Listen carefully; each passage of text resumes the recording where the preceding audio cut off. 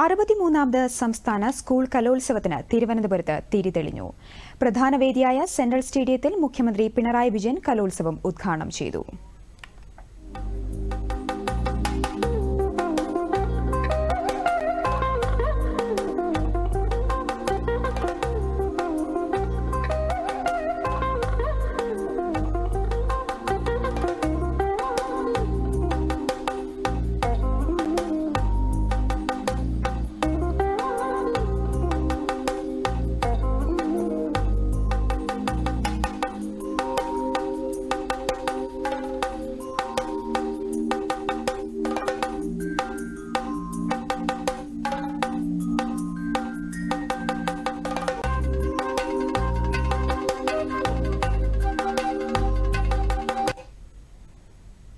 കലോത്സവം അതിജീവനത്തിന്റെ നേർക്കാഴ്ചയെന്ന് മുഖ്യമന്ത്രി പിണറായി വിജയൻ പറഞ്ഞു.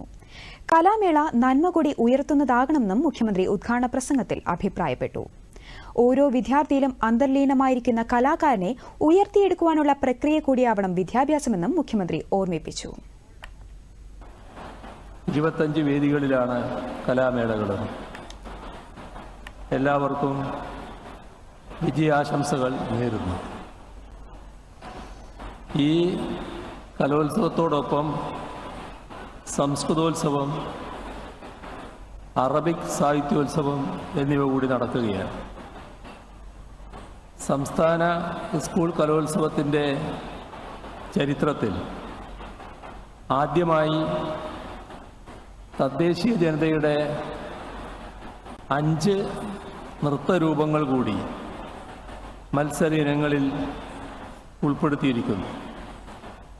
അതുകൊണ്ട് തന്നെ പ്രാക്തന കലകളുടെയും ക്ലാസിക് കലകളുടെയും എല്ലാം സംഗമവേദിയാവുകയാണ് ഈ കലോത്സവം. ഏറെ അഭിമാനകരമാണിത്. കേരളത്തിൻ്റെ കലാ സാംസ്കാരിക രംഗത്തെ സംബന്ധിച്ച് വലിയൊരു നഷ്ടം സംഭവിച്ച വർഷമാണ് കടന്നുപോയിരിക്കുന്നത്. എഴുത്തുകാരൻ, തിരക്കഥാകൃത്ത്, ചലച്ചിത്ര സംവിധായകൻ, പത്രാധിപർ എന്നീ നിലകളിലെല്ലാം വ്യക്തിമുദ്ര പതിപ്പിച്ച ശ്രീ MT വാസുദേവൻ നായർ വിടവാങ്ങിയ വർഷമാണ് കടന്നുപോയത്. ചടങ്ങിൽ മന്ത്രി വി ശിവൻകുട്ടി അധ്യക്ഷത വഹിച്ചു. മത്സരത്തിൽ വിജയമല്ല പങ്കെടുക്കലാണ് പ്രധാനപ്പെട്ട കാര്യമെന്ന് മന്ത്രി വി ശിവൻകുട്ടി പറഞ്ഞു. 2016 ശേഷം തിരുവനന്തപുരത്ത് വീണ്ടും എത്തിയ കലോത്സവം അതുകൊണ്ട് തന്നെ ഏറെ ജനശ്രദ്ധ പിടിച്ചുപറ്റിയിരിക്കുന്നു. കേരള ചരിത്രത്തിൽ ആദ്യമായി തദ്ദേശീയ ജനതയുടെ 5 കലാരൂപങ്ങൾ കലോത്സവത്തിന്റെ മത്സര ഇനങ്ങളായി വേദിയിൽ എത്തുകയാണ്.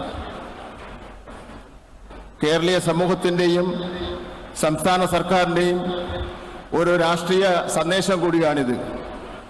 ഇന്നു മുതൽ 8-ാം തീയതി വരെ സംസ്കൃത കലോത്സവം, അറബി കലോത്സവം ഉൾപ്പെടെ 25 വേദികളിലായി 249 മത്സര ഇനങ്ങളിലായി 15,000-ഓളം വരുന്ന കലാപ്രതിഭകളാണ് മാറ്റുരയ്ക്കുന്നത്.